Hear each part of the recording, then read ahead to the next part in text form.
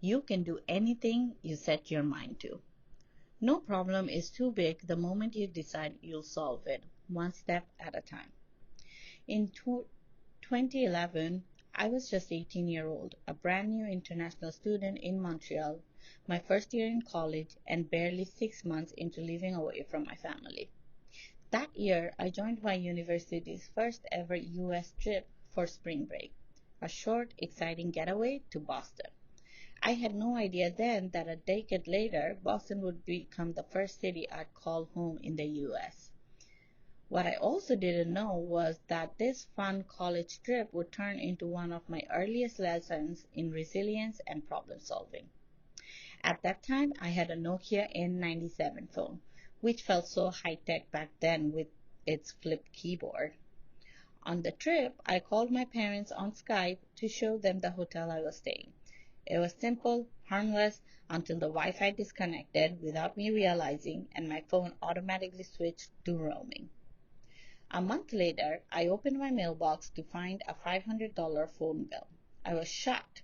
As a student making $14 an hour at a part-time job with strict 20 hours limit, $500 was nearly my monthly rent.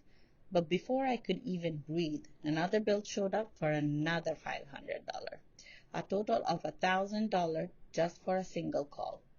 I cried, I panicked, I stayed on the line and on hold for tens of hours, repeating my story over and over again as they kept transferring me to the next representative to help.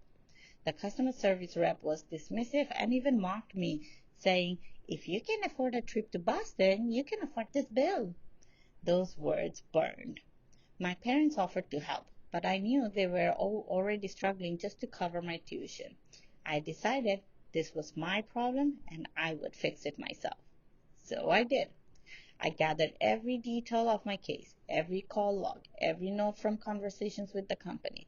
I went to my university, asked questions, and eventually was referred to a legal advisor. With the lawyer's help, I filed a case in the consumer court against my phone provider. A month later, the phone provider called me back.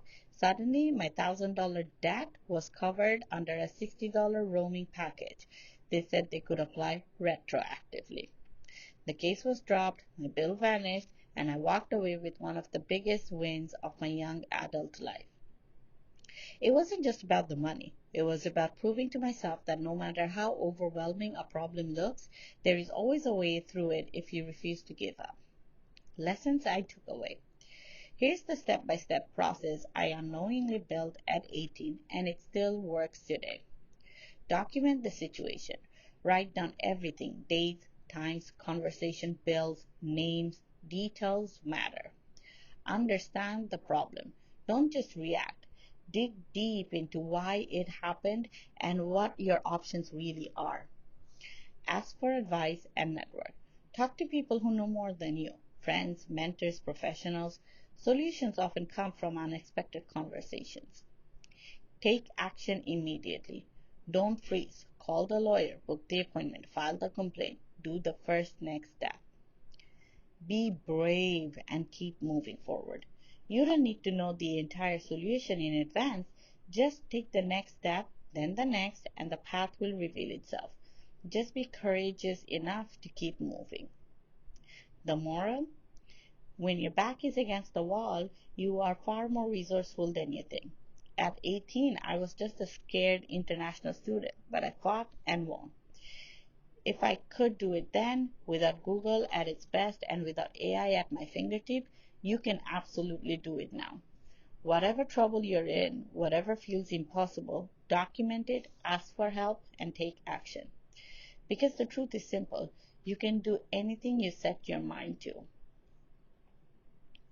This is Maisha Taranam. Thank you so much for listening to my podcast.